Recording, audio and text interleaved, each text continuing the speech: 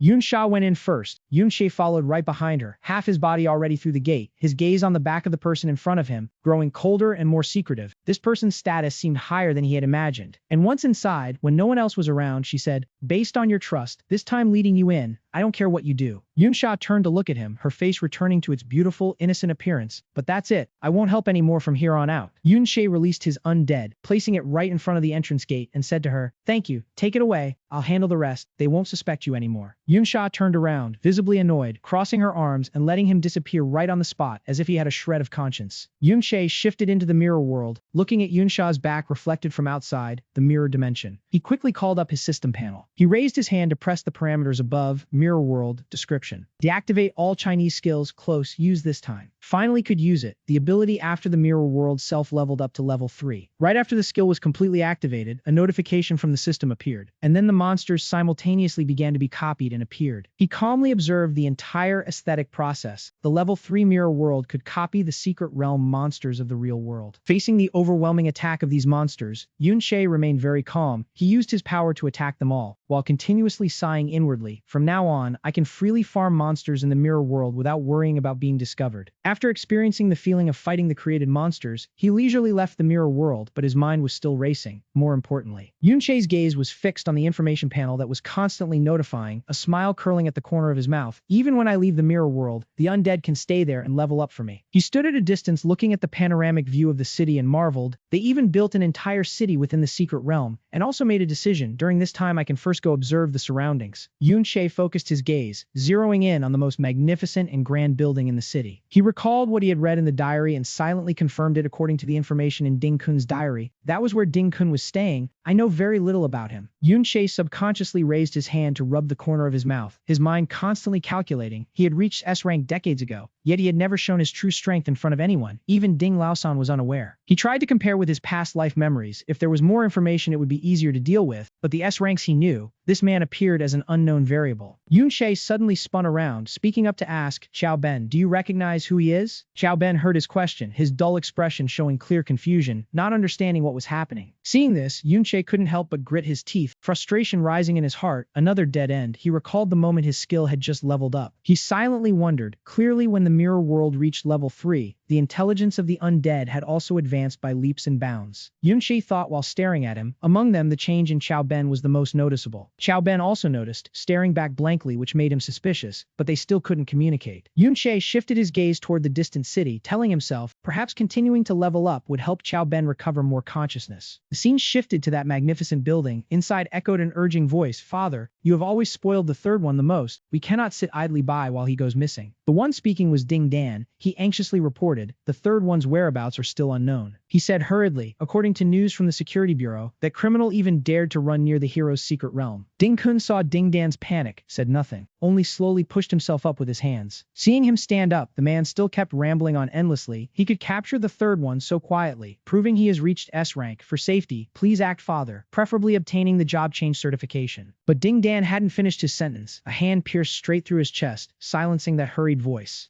Ding Kun struck suddenly, his voice cold with warning. You're already old yet can't handle a single brat, and you dare teach me what to do. Ding Dan's eyes bulged, unable to believe it, a stream of fresh blood spilling from the corner of his mouth. He didn't bother with the man's pitiful state, only sneering, this brat has just touched S rank, taken the job change quest, not nearly enough to withstand a single blow from me. Ding Kun uttered words that sent chills down the listener's spine. Keeping a piece of trash like you is only so you can take better care of my grandson. He tightened his grip, simultaneously draining the life force from Ding Dan's body, his voice full of disappointment. In the end you lose the person, and make me go clean up this mess. The man's life force drained away, his eyes losing their spark, but Ding Kun continued coldly, do you know, without the third one, I don't just lose a loved one, but also several years of my lifespan? At this moment, outside the building, Ding Yi was sitting on the back of a slave, laughing in delight as he admired the surrounding scenery. He continuously ordered the pack of wolves, hurry up and loot everything quickly. Amidst the chaotic scene, a little girl sat crying bitterly, contrasting with Ding Yi's excited voice. He was shouting, if you don't loot anymore, you'll get eaten. Nancy stepped forward from behind, suggesting, young master, your pets have been starving for days maybe. Yunshe stood hiding in a corner witnessing the whole scene. He tried to suppress his anger. Compared to this place, Ding outside the secret realm seemed much more restrained. No matter how hard he tried, the energy in his body kept surging out. Was it about to erupt? Suddenly, Yunshe sensed another source of energy from behind. He quickly turned his head to look. Xiao Ben was now seething with anger. He had completely fallen into a state of losing control. Yunshe's gaze darkened. He muttered, Xiao Ben, even in a state like this, you still want to rush out and save people. He recalled the memories between the two of them. Back in the days among the children in the disaster zone, he and Ding Kun were the kindest and strongest ones. And when someone raised a whip and lashed at them, you are a raised slave yet dare steal from your master, truly a damned little brat. Get lost, he would still bravely step forward to block in front. That's the reason I took you all as disciples, to teach you all. Yunche remembered the expectations back then when training the two of them, hoping that when they grew stronger, they would help many people. His gaze turned sharp, his voice full of regret. So in the end, it was I who harmed him, pushing him into the state he is today. Suddenly, Chao Ben struggled to utter two words, Ding Kun. Yunche was startled back to his senses, extremely shocked. Chao Ben, you. He quickly grabbed his shoulder and asked, have you regained your senses? Can you? He didn't answer but only gritted his teeth and said a name, Ding Kun, then slowly continued, Ding Kun is Ding Kun. After hearing this, Yunche's eyes immediately widened, full of shock. The scene returned to inside the building. After disposing of Ding Dan, Ding Kun slowly took out a cloth to wipe the blood on his hand, then muttered the name Yunche. Ding Kun drew the sword at his side, his voice full of anger. Did Yunche deliberately use this name to provoke me? The mask gradually disappeared, revealing the face underneath. He spoke indifferently, didn't expect after all these years to hear this name again. The energy in his body surged violently. Ding Kun grinned madly. Let me see who dares to defy you, dear master. On the other side, Ding Yi was petting the monsters, calling them his obedient little darlings. He laughed lightly, his voice ringing out, these past days I've been busy taking care of other beasts, you all must be starving. Then Ding Yi turned to look at the humans lying around like dogs, a satisfied smile spreading on his face. The child was still crying, crouching down beside the corpse of the man. He laughed loudly with delight. Anyway, these are things I'm already tired of, eat them all clean. The monsters heard the order and immediately lunged toward the little girl. But right at the most dangerous moment, a flurry of consecutive slashes suddenly shot out. Yunche had another incredibly cool move, causing the monsters to lose their ugly heads. Yunche's gaze was as sharp as an electric bolt, the name surfacing in his mind, Ding Kun. A huge question arose, how could it be Ding Kun? Full of disbelief, how could you be Ding Kun? Ding Yi shouted, who are you? Nancy stepped forward arrogantly, an intruder, truly knowing no bounds, daring to come to the hero's territory to seek death. His eyes flashed with a fierce bolt of lightning. How could you be? Yunche looked at the two figures before him like two little ants, wondering, did this Ding Kun really raise such filthy guards? Old memories flooded back. Yunche lifted the book and said, because strength has surpassed the rules of the professional class, the era of the mechanic has passed. His gaze lowered, but as a descendant of a mechanic, I still want to pass on a few things. Under my guidance, your strength will surely far surpass ordinary professional classes. Chao Ben listened intently to every word. If you want to continue learning from me, you must remember the following. Each instruction rang out. First, be humble. Your sword path is not as fast as my scythe. There is no difference between me and others. Always be polite and respect everyone. The old man handed over a pouch of money, saying it was a reward for the children. One boy politely accepted it and thanked him, but the other showed a disdainful expression, claiming the old man was stingy. Yunche angrily shouted, telling that boy to shut his mouth. He emphasized that the boy showed no manners or respect toward their master. Afterward, he offered 2 extra books as supplementary rewards. He instructed them to remember this lesson and never become arrogant. Outside reality, continuous slashes were unleashed without pause. The notification panel displayed that the cloak barrier skill had been destroyed. Nancy quickly bore the full brunt of the attacks, with blood splattering everywhere. Ding Yi stood nearby, looking bewildered and unable to understand why the attack power was so terrifying. Yunche's gaze always seemed to defy heaven and earth, yet his attitude earned the respect of others. He saw the necklace around his neck had been severed clean, and he screamed, as it was a legendary tier level 30 equipment. The notification displayed that his stance protection necklace accessory had been completely destroyed. Nancy raised his magic staff, sneering at the reptile daring to strike at an eagle. He regained his arrogance, calling the opponent a commoner and vowing to show him the difference in the realm of power. But unfortunately for him, Yunche paid no heed to those provocations and simply charged forward. Old memories resurfaced, in which he was taught to pity and be kind to the weak. Always fight against violence and wrongdoing with compassion. He recalled in his memory that he was the one who had first rescued them from the slave trading organization. Since they had been hurt before, they should understand the helplessness of the weak. A firm statement was made. You must make the most righteous judgment. Outside, Yunche brought down another slash toward the two of them. Both of them quickly used their stealth arts and vanished, reappearing in a different location. Ding Yi scoffed lightly, remarking that hitting their shadow must have made him quite pleased. He flickered in and out of sight, raising a hand with a steady laugh, saying if he enjoyed it, there was plenty more for him to slash. In contrast to Ding Yi's arrogance, Yunche maintained a withdrawn and calm demeanor. Ding Yi mocked the opponent for having an ugly face, narrow thinking, and always wearing an angry expression. He pointed a finger at the crowd behind with a perverted smile, asking if it was because of those commoners. He even maliciously guessed that the opponent's family was probably among them. Then, he turned back to taunt, telling him to go ahead and slash at them. He was curious to see what kind of expression he would make when he discovered he had cut down his own family members. At this moment, the sword in Yunche's hand continuously emitted powerful sword intent. Streams of notifications appeared, showing that his attack power had increased by 10%. Right then, the mirror world appeared, dividing space into two separate halves. Yunche quickly pushed off the ground, leaped up, and charged into the attack. A powerful slash was unleashed, causing Ding Yi to cry out in shock, unable to believe he could see through his position. The clauses in his memory surfaced again, teaching him to be brave, fearless, and courageous when facing the secret realm. Never be cowardly, but fight for justice. The two kids turned back to scold the old man, saying they almost died. It was truly too dangerous. He chuckled softly to reassure them, telling them to rest easy because he was always standing by watching. Ding Yi was now a broken wreck, reduced to just making threats. He called the opponent a piece of trash, then ordered Nancy to use illusion arts to block him, buying time for himself to escape. He fled in a cowardly fashion but still didn't forget to warn Nancy that if anything happened to him, his grandfather would kill Nancy. Nancy refused to back down, immediately unleashing a mesmerizing move with numbing powder and a trap domain summon. He shouted that without illusion arts, spellcaster like him would be in serious trouble. Suddenly, Yunche seemed to remember something and turned back home, where a pot of noodles was still cooking on the stove. Nancy was bewildered, wondering where that man had disappeared to. Just then, when he got home, he saw his little wife had already turned off the stove for him. He immediately reappeared right behind that Nancy fellow. Because he hadn't eaten his noodles yet, his face became extremely tense, radiating a chill aura. Nancy knew he had fallen into a passive position and immediately knelt down, begging for mercy. He confessed that he was not a member of the Ding family, but merely a hired hand, and told him to go after Ding Yi instead. But thinking of the hot bowl of noodles waiting at home, Yunche said nothing and brought his sword down without a moment's hesitation. The voice in his subconscious rang out again, mentioning the fourth principle as self-sacrifice of the spirit. That Ding Yi fellow who had fled earlier was now dragged back by Qiao Ben, still shouting with arrogance. He claimed to be the grandson of Brother Hung and threatened to make the entire family of anyone who touched him die a miserable death. He then transformed into a ghost spirit to conduct the search. The notification panel displayed that he had retrieved the flowing robe from above. He continued to pick up the focus technique skill book, spiritual potion, and fortitude belt. Ding Yi saw the scene and asked in bewilderment what he was planning to do with all his stuff. The corner of his mouth curled up slightly, though sewn shut. Not a single breath leaked out. The voice in his subconscious rang out again, reminding him that the hero must always be honest. The sixth principle is righteousness, and the seventh is honor, and the eighth is the soul. Finally, a violent explosion erupted along with countless sharp swords shooting out. Ding Yi's entire body lay motionless on the ground, his eyes rolled back, showing only white. Yunche leaped onto the city wall and surveyed his surroundings. The bodies of people hung limply like dried persimmons left to the wind, fueling his fury toward Ding Kun for betraying his teachings. His rage surged to its peak. He couldn't understand why Ding Kun would tolerate his descendants committing such evil and wrongful acts. Suddenly, Ding Kun appeared from behind him. He sneered, asking, "What do you mean why?" Then unleashed a straight punch downward, saying there were plenty of pleasures in his secret realm. That powerful punch sent Yunche's entire body flying, crashing through multiple layers of the city wall. Dirt, rocks, and dust filled the air everywhere, obscuring all vision. The notification panel continuously displayed recovery numbers. He used basic healing, recovering 14 health points, then 36 critical points, followed by 8 points, then 21 points, and finally 36 points. He continued recovering an additional 17 health points along with the items picked up: a pearl necklace from the elf lord of the deep sea secret realm, a profound chant robe from the ghoul lord of the underground tomb, a beast soul belt increasing attack power by 10%, striped deep trousers, undead cavalry boots, and other items. Fresh red blood flowed profusely from the corner of his mouth, spreading across his chin. He wondered why this had happened. Ding Kun calmly stepped out from the ruins and debris. He was a tier 5 warrior, level 71, one who had betrayed and changed classes. Yunche quickly recovered his body, lowered his stance, and summoned large mirrors. He charged fiercely toward Ding Kun, causing him to exclaim in surprise, "A mirror!" In an instant, Yunche suddenly appeared before him, his eyes emitting electric arcs that tore through space. Without another word, he immediately unleashed a powerful slash, roaring in fury and asking why he had betrayed him. Ding Kun was struck by the blow, causing the clay mask on his face to shatter open. But he was completely unfazed, bringing a sharp pointed hand up to scratch his back while laughing heartily. He admitted that he could break through his armor and praised his speed and attack power as nothing ordinary. His eyes widened in shock. His whole body trembling, he spoke, "Ding Kun, is it really you? Why did you betray?" Ding Kun placed his hand on the greatsword at his side, letting out a faint, cold laugh. "Betray?" His voice was icy. "You just called me Yunche, and you even know my old name." Ding Kun drew his sword and charged forward, pressing the question, "Or did that old man send you?" Then he unleashed a mighty slash as if to cleave everything in two. Ding Kun turned to look behind him. Yunche quickly appeared. He sneered, "Wanting to pretend to be my master, how disgusting." At this moment he was filled with fury, unleashing his strongest slash. "I ask you, why did you betray? Being my disciple, you should have been unharmed," he shouted, "You are just a tool, why so much talk?" The brutal horizontal slash split the ground with a huge crevice like two mountains being torn apart. Xiao Ben used his absolute sword shield technique. Yun Shi asked, "Where is Han?" He charged forward like a madman, screaming, "Ding Kun." The corner of Ding Kun's mouth curled up, neither smiling nor speaking. Then he charged forward to attack Xiao Ben head on. A shout rang out, "Ben, why are you still alive? Tell me quickly, how did you do it?" He quickly held up the statue and unleashed the golden light barrier skill. But Ding Kun's power was too great, immediately breaking through that defense. He stopped abruptly, his gaze sweeping down, speaking softly. A question came from Lin. Ding Kun realized, no matter how many times he was revived, he didn't have much spiritual intelligence. Now Yun She had appeared behind him. A voice rang out, "What a pity! Why haven't you come out yet?" The one standing on the city wall was Ding Jin, the level 60 killer. The one sitting with his hand on his knee was Ding Chong, the level 60 wanderer. The other was Ding Jian, the level 60 warrior, descendant of a hero. He spoke, "Leave these petty thieves to us." Yun She looked at the three before him, his eyes showing clear disgust and lingering emotion. Notifications appeared. "Summon undead. I command you to stop them." Ding Kun blurted out, the third one. He concluded that this state was indeed dead long ago. Immediately after, Ding Kun's face twisted. Sobs rang out with a trembling voice, "My blood." Then he smiled sinisterly, "I'm starting to find you interesting." He rushed forward to attack Yun She, the one who died but was revived as a demon. He shouted, "Master, prove it to me. You are my master." Ding Kun screamed like a madman with eerie cries, "You must be my beloved master." Yun She curled the corner of his bleeding mouth. "What do you want to ask? I'll answer everything." Clearly at first, even when locked in a cage, he still knew how to help others. His stats kept changing. Yun She swung his sword relentlessly, shouting, "Why did you change, become so insane?" Ding Kun laughed loudly. "Isn't this because of my dear master?" His eyes sharp, he shouted, "What nonsense are you talking? For whom did you escape the identity of a slave? For whom did you become a powerful professional?" Each attack fell with fury. "How did I teach you, Ding Kun?" He laughed loudly. "Why?" He retreated forcefully, declaring, "It's because you came to save me too late." Old memories flooded back. Ding Kun screamed with resentment. "Why did you make me suffer so much before coming to save me?" Anger surged to its peak. Ding Kun charged forward. "Why is being your disciple so hard, while the disciple of a knight lives so comfortably? Everyone is polite to me. Why does that Xiao Ben, who hasn't experienced anything, get such good treatment?" He stopped, looking up at the sky with an innocent gaze, asking, "Why is he better than me at everything?" Then, like a madman, he screamed, "Why do you love Xiao Ben? Because he was born cleaner than me." Ding Kun's mind was now unstable, confusedly asking, "Why did you force me to change my class to warrior?" His eyes bleeding, he growled, "Was it because I was timid that I had to become a warrior? Shouldn't I have become a swordsman for higher defense?" Yun She spoke up at this moment. "When did I ever love anyone?" He swung his sword and shouted, "Weren't you always performing well, wanting to be braver, stronger? That's why I—" But before he could finish, Ding Kun roared in anger, "Isn't it because you like that person more? You love Xiao Ben more." His voice trembling, he asked, "I've clearly tried to act brave. Did you ever favor me?" The pent-up resentment surged. Ding Kun couldn't hold it back, and it poured out like a machine. "In your heart, you just wanted me to never be born, didn't you? Why keep pretending?" Yun She still stood silently listening to Ding Kun's wails. Pity, humility, damn it, the virtues of a knight. He covered his face, eyes wide open, screaming, "Do these things help me live better? Aren't your treatments of me a result of your own power and status? I'm different from that idiot Xiao Ben, fooled by you into being stupid, wasting time, missing my chance to level up and save people." The corner of Ding Kun's mouth curled up in a light smile. "And you still talk about betrayal?" The rage reached an unstoppable peak. "You can choose Xiao Ben, so naturally I can choose someone else. Luo Wei can give me much higher status and power." He leaned down with a sneer and asked, "Take a look. What is Xiao Ben's life like now? What is my life like?" A loud laugh rang out. "They can only be servants under my command." Ding Kun laughed like a madman. "Look at yourself now. Go see what kind of status Luo Wei has now." Then he asked, "Now do you see whose choice was right?" At this moment, Yun She was constantly emitting a powerful aura. Yun She couldn't hold it anymore, shouting, "You are truly a wolf-hearted beast." Immediately after, he threw shining mirrors towards Ding Kun. Yun She continuously shifted across the area, unleashing slashes that crisscrossed like a massive web. In the blink of an eye, he appeared right behind Ding Kun. A punch with terrifying force slammed straight into him. The layer of earth and rock shattered, revealing a sturdy frame with rippling, taut muscles. After landing the blow, Yun She remarked that the opponent truly couldn't compare to Xiao Ben. Rage surged through his words, and he scoffed that the opponent wasn't even worth one of Xiao Ben's toes. The hardened dirt on Ding Kun's body began to crack with every breath he took. Blood streamed down his face, yet Yun She maintained an arrogant demeanor, insisting the other man was no match for Xiao Ben. His eyes remained full of contempt as he repeated that the opponent wasn't even worth one of Xiao Ben's toes. Ding Kun stood across from him, his whole being blazing with killing intent, declaring the condition of removing the armor was met. activating the warrior's physique. He lunged at Yunche like a starving tiger, mocking his favoritism before activating a mechanism that greatly boosted attack and speed. With the berserker mechanic, the lower his health, the higher his power, but he sacrificed some defense and striking force in return. Even the boldest heart would shiver at this terrifying speed. Seeing the fierce beast charging, Yunche quickly devised the only plan: to slip into the world of mirrors. A violent blaze erupted from the reflective mirrors. Ding-kun knew perfectly well but still deliberately taunted, asking if he intended to use the mirrors to run away. He puffed out his chest with confidence and roared, saying he had activated the blood-raining dance technique and wondered how the kid could escape without mirrors. Blood from the wounds dripped down like rain falling from the sky, and Ding-kun kept up his provoking words without pause. With too much blood lost, his body trembled slightly, and he said to practice the knight's virtue he once taught. Seeing his HP was nearly depleted, Yunche forced a smile while his body had already activated the berserker state. Ding-kun charged again, sneering that the kid only lectured about morality when he was safe, and what would a freeloader know anyway? It seemed he was furious because the right nerve had been struck, which was why he was so spiteful and attacking. Ding-kun's flaming blade was already inches away, nearly touching Yunche. Sweat and blood dotted his forehead. Yunche frowned, ignoring the meaningless provocative words. He stood up straight, emanating a terrifying source of power, saying the kid was naive to think friends and disciples would always stay by his side. Suddenly, Yunche bit his tongue, causing fresh blood to gush out. The earth and rock crumbled, dust choking the entire arena. Yunche knelt on one leg, using his hand for support to rise from the rubble, while Ding-kun kept mocking his pitiful state. He took out an orb, his MP display showing only a tiny fraction left, and used a basic recovery spell to restore a bit of HP. Seeing this, Ding-kun stepped forward, saying the kid was only prolonging his life in vain under the blood rain.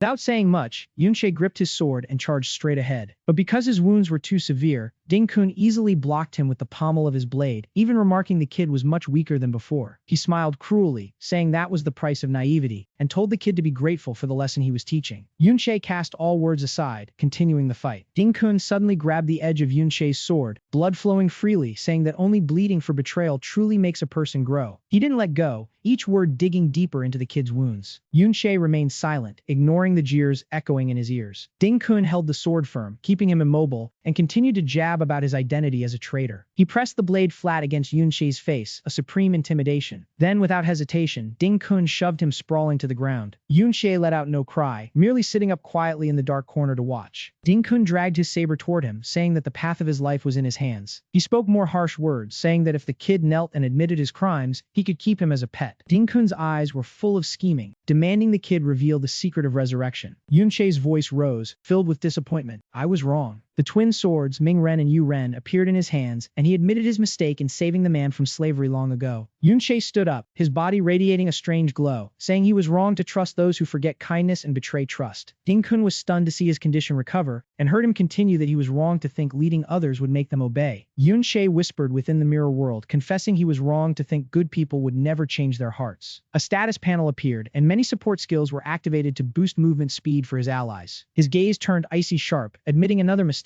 being too stubborn about the knight's code. His body shifted into a demonic state, sacrificing a portion of HP in exchange for power and increased damage output. Yunche's hair turned white, his eyes becoming far more ferocious. A cascade of skills activated in quick succession, and Yunche coldly declared his ultimate move. He said that to deal with a despicable person, there's no need to hold on to morality, his gaze full of authority fixed on the opponent. The next instant, he rushed forward without hesitation, determined to wipe out the enemy at all costs. The two clashed fiercely, surging back and forth without a moment's rest. Ding-kun suddenly found it more interesting, saying that now this was worthy of a real opponent. He swung his saber relentlessly, chopping while talking. Ding-kun retained his habit of nitpicking, saying he thought the kid had just learned how to use twin swords. He laughed confidently, then shouted loudly, so it turns out he was just wildly swinging a knife with both hands. Ding-kun's huge blade flailed chaotically in real combat. Using an unfamiliar style was basically suicide. What you taught, now you have forgotten all of it yourself. While he was engrossed in his rambling bravado, he was forced to startle and shut his mouth immediately, because Yunche had appeared behind him, thrusting his sword straight into Ding-kun's back. Blood sprayed out, causing him to panic. How could this be? Weren't all the mirrors already shattered? Seeing the pool of blood right before his eyes, Ding-kun hurriedly flew over. That was his own blood. Without thinking much, he quickly stamped his foot onto that pool of blood. The blood gradually coiled tightly around Ding-kun's body, so it turns out a complete mirror isn't needed, just a reflective object is enough. Blood energy coalesced, unlucky for you to have your plan exposed, but once this move is used, you'll have no way to struggle anymore. Hearing this, he grew even more competitive, eagerly searching for new prey. Blood chi in full frenzy, now you no longer have any reflective objects to use. A sharp shard of mirror flew straight towards Ding-kun. Glancing back, he saw Xiao Ben had stabbed him. Xiao Ben, since when? Ding Kun now even dared to rebuke. How dare you people sneak attack? Telling Yunshe to care about that? Dream on. I'll resurrect the dead. There's no need to talk about chivalry with you. Standing amidst the bloody scene, he gritted his teeth in anger and shouted, in this life, I only want you dead. Ding Kun swung his sword fiercely forward. A defeated general from 60 years ago, you can't keep up with my current strength at all. He stubbornly roared. The more heavily I'm wounded, the stronger I become. The moment he finished speaking, Yunshe struck him in the back. He frowned and stated firmly, your weakness, I have seen it clearly. Ding Kun was so angry he vomited blood. Damn it, Yunshe, you're really something. Your weaknesses as a warrior are too. He was immediately sneak attacked by a death spirit from behind. First is that defense is not high. Ding Kun struggled to fend off his opponent while he stood there continuing. Switching to a warrior class requires high attack, high speed. Then he was hit by an arrow, so when distributing points, defense attributes couldn't be increased too much. Ding Kun looked around warily. Yunshe still stood there analyzing. Also, many skills have side effects that reduce effectiveness. Even a dried bone spirit can wound you. He ignored him and used a skill. Gale Slash, how contemptuous. But these low-level death spirits, just eliminate them all and it's done. He teleported closer to Ding Kun, stating firmly, the second weakness is the limited number of area of effect attacks. He went crazy, swinging wildly with blood energy erupting. Yunshe calmly dodged each move. Besides the Gale Slash from before changing classes, he only had that method of attack as his sole path. He continuously created more death spirits while declaring, my magic regeneration speed is enough to maintain a certain number of death spirits. You can't possibly clear them all out. Ding Kun decided to risk it all, creating a red rain soaked with a blood rage storm. He roared until his throat was nearly hoarse. Who said I don't have an area of effect attack? At the same time, Yunshe also created a protective barrier. Your biggest weakness is that you have no one to rely on. The bone barrier blocked Ding Kun's blood rain. He gloated sarcastically. You and Xiao Ben used to coordinate very well, covering for each other's weaknesses. But now, the shield that protected you has become the blade attacking you. Yunshe circled behind him and spoke. You rose to power through betrayal, so surely no one is close to you. Is that what you wanted? At that moment, Ding Kun immediately retorted, swinging his sword to slash at the spot where he stood. Talking about friendship and support at a time like this. He angrily threw his sword. But you're dead already. Ding Kun created attacks that pierced through the earth and stone. While I've enjoyed 60 years of power, a whole career of 60 years. He kept shaking his head, refusing to submit. I am the one who is right. I don't need anything called comrades. Ding Kun jumped high and hurriedly called for his allies. My descendants, come out quickly to face the enemy. Ding Jian, Ding Chang, where have you brats run off to? His 3 sons flew over urgently, shouting, Father! Ding Kun landed directly on a nearby rooftop, declaring, I don't need comrades, my descendants will fight for me. Yunshe was already right behind him, sword swinging. Is that so? Ding Kun nimbly dodged to the side, but still had an arm severed by his blade technique. His sons, seeing this, panicked and stood frozen. Father! Ding Jian's eyes went wide in shock. This person, could it be that father has lost? He hurriedly shouted at his sons, come stop him quickly, heal me now. But his 3 sons stood there paralyzed with fear. Only Ding Jin spoke up. If even you can't defeat him, how could we possibly? Ding Kun was stunned speechless for 5 seconds upon hearing this. Then he lunged forward, intending to deal with his own son. Damn it, I'll do it myself. Ding Jin was so scared he nearly wet his pants. Father, what are you going to do to me? Ding Kun, furious, vented his anger, squeezing his neck tightly. Everything you have I gave you. What use are you if you won't fight for me? He went insane, about to kill his own son. You are all my health and lifespan, and you dare to refuse me. The 2 sons beside him stammered. Father, Ding Kun immediately ordered. You 2, go stop him now. Otherwise, you'll both die here too. At that moment, 1,000 stone fragments rushed towards them. They instantly transformed into an army of death spirits filled with killing intent. Arrows were fired repeatedly at the spot where the 4 were standing, creating a shocking explosion. Han Xing cried out in pain. Then, using all his remaining strength, he unleashed a bloody slash. The bricks, earth, and stones in that area exploded and tumbled chaotically. Ding Kun stood in the middle of the ground, panting heavily. Where is everyone? Yunshe spoke up first. Out of stamina already? He was ready to turn his 3 sons into death spirits. Contrary to your outward appearance, inside your soul you are still an old man. Come and enjoy some happy father-son time. Ding Kun was so terrified he gritted his teeth, never expecting his own son to be turned into an undead. At this moment, he only wanted to flee as fast as he could. But Yunshe did not let go, coldly charging at him. Thinking about running away now was already too late. Only now did Ding Kun feel regret, frantically begging his comrades to save his life. He was quickly struck by the undead several times, desperately calling out for his master. Ding Kun groaned in pain, letting out a miserable wail. Right after, he grabbed his head. He could have had all of this. Then, within a few seconds, Ding Kun's head was slammed hard into the ground. Blood spilled out everywhere. Yunshe and the group of undead surrounded Ding Kun, showing no mercy. Now all they had for him was hatred. Face the dead end you have chosen. Going back over 60 years, Yunche approached his two disciples. He spoke, "You two have both successfully changed classes, reaching S rank as your master. I should show some sincerity." Yunche began to take something out. "I have poured all the precious materials I have accumulated over time into this, had it forged by a master craftsman, and fortunately, I managed to create a weapon of mythical quality." Ding-kun received the great blade, overjoyed beyond measure. Yunche said, "This is the ultimate weapon you can have at this level, Ding-kun. This sword has the same design as the one you usually use. You will surely get used to it quickly." Ding-kun swung it a few times to test it, exclaiming in satisfaction, "Thank you, master." As for Chao Ben, he was given an axe and a shield. "Chao Ben, this suits your new class. Based on your fighting style, you will master it soon." Chao Ben fiddled with the shield, admiring it. "This looks quite expensive." Chao Ben noticed Ding-kun staring intently ahead, so he asked curiously, "Ding-kun, what are you looking at so intently?" Ding-kun pointed at the sword Yunche was using, asking curiously, "Master, it seems you have never changed weapons. Isn't it outdated?" Yunche heard this and brought out the sword. "This sword of mine will never need to be changed. Its name is Flowing Cloud Sword." Yunche had once poured all his heart and soul into it, spending who knows how much time gathering materials in the highest tier hidden realm, finally managing to enter the SSS rank realm to obtain the strongest equipment from the ancient forge. Moreover, when he first obtained it, it was only an unformed sword blank. This is the only piece of equipment with a special quality, having its own unique way of being unsealed, like drifting clouds and flowing water, endlessly changing, able to transform into any kind of weapon at will. That is why, the process of the user comprehending it is the condition for it to truly take form. Through countless life and death battles, it had long since been able to change according to his will. Yunche raised the sword, speaking with grandeur. "It has already adapted itself to my ever-changing strength." After hearing this, Ding-kun could only stare at the flowing cloud sword, stammering, "Is it really that powerful?" Seeing Ding-kun's interest, Yunche happily offered the sword. "Do you want to try it?" His eyes lit up, and he quickly reached out to take it. "Yes, please." Through many years, the sword seemed to possess a soul, and now it lay in his hands. Ding-kun then used that very sword to harm his own master. Behind him, the soldiers under his command were murmuring, "Long live the king." "Have you finished cleaning up?" The king replied, "We must create the scene of Yunche's rebellion. Rest assured, no one saw anything." Ding-kun laughed cruelly. He cared not for the bond between master and disciple, selfishly thinking only of what he wanted. Finally, it was in his hands, that unique quality equipment. Ding-kun raised the sword, and it began to transform. Back to the present, that sword was embedded deep in the ground. Yunche and Xiao Ben walked forward. As he walked, he spoke while looking toward the front lines of the realm. "The road ahead may be difficult, but I have never had any intention of retreating." Yunche slowly pulled the sword out. "I can overcome any realm." The sword gradually returned to its original form. However, it was now worn and broken, no longer used properly. He looked at the information panel. "Flowing Cloud Sword is severely damaged," Yunche continued, "but it was for the sake of living a peaceful life with you all, yet it was destroyed by your own greed into this state." Yunche lowered the sword toward Ding-kun, who lay writhing on the ground, saying coldly, "The false title of hero, I care not for it." While he kept pleading, "Master, I know I was wrong." Ding-kun's face was full of terror, his mouth full of blood as he stammered, "Please save me, do not kill me." Yunche transformed the Flowing Cloud Sword into a scythe form. The information panel immediately appeared. "Flowing Cloud Sword in the form of a giant scythe is severely damaged." He said coldly, "The Flowing Cloud Sword in your hands was just a soulless sword. You betrayed me for these things." Chao Ben was also harmed by Ding-kun. Yunche said directly to his face, "You betrayed Chao Ben as well." He panicked, unable to speak. "Master, do you not want to know the truth?" But no matter what he said, he still chopped his head off. "Face the dead end you have chosen." Ding-kun's head was chopped off. He stammered a few final words, the truth behind all of this. Yunche did not want to say more. Resting the sword on his shoulder, he replied coldly, "What you know, I already know full well." Now, right in front of Yunche, Ding-kun knelt there. He slowly spoke, "I am just bait, Luo Wei, for..." Yunche narrowed his eyes looking forward. "The path of revenge has only just begun." Ding-kun brought out a card as evidence. "For this matter, I will become even stronger." Due to the realm being controlled, the highest level an ordinary person can reach in their lifetime is only around level 30. Even those with special talents, after joining an official organization, the road ahead does not stop progressing. It also only stops at level 60, because level 60 has an extremely significant class change threshold. Under certain conditions, a class can evolve one step further, simultaneously unlocking higher tier equipment, level, attributes, and exclusive skills. Only those who successfully change classes can break through the level 60 limit. Yunche took the card, carefully observing the symbol on it. It was clearly a certificate. To change classes, one needs this certificate. It is extremely rare. Even when the realm was once open to everyone, the class change rate was only 1 in 10,000. In today's world, this item is even more strictly controlled by the government. He began to ponder the entire heroic family. Among the descendants, only Ding-kun possessed one, and none had successfully changed classes. The difference between before and after class change was like night and day. Ding Kun transformed from a warrior into an ancient warrior, learning an exclusive skill. His strength multiplied several times over. Without the mirror world, defeating Ding Kun would have been virtually impossible. Yunche tapped the card to activate it, but he wondered how much stronger he would become if he used the mirror world for his class change. The card immediately notified him as the class change certification process began. The system displayed the scan results: mental strength 65, speed 55, physical strength 34. He has met the requirements to change class to a combat dancer, a bard, or a forest musician.